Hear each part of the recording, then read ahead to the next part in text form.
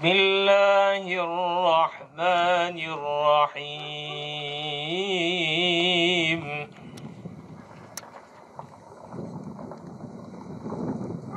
Fezkuruni ezkurkum veşkuruli.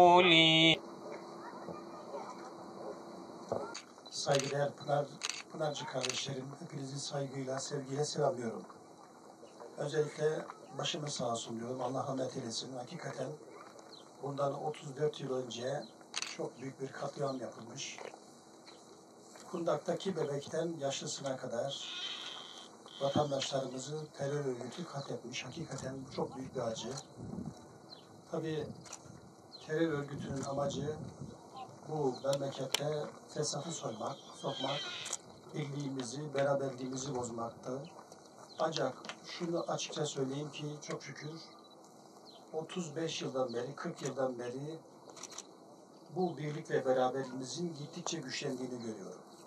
Bugün eğer ay yıldızlı bayrağımız burada dalgalanıyorsa, Kur'an'ımız çok şükür burada okunuyorsa, ezanlarımız 5 vakit eğer minarelerimizde sesleniyorsa, demek ki bu ülkede birlik ve beraberliği çok güzel bir şekilde sağlamışız.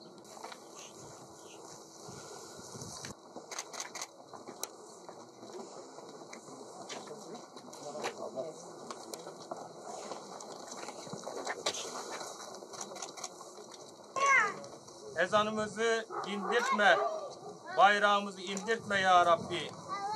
Bu mübarek topraklarda 1000 yıldır nasıl kardeşçe yaşamışlar, nice 1000 yıllar daha yaşamayı bizlere müyesser eyle ya Rabbi.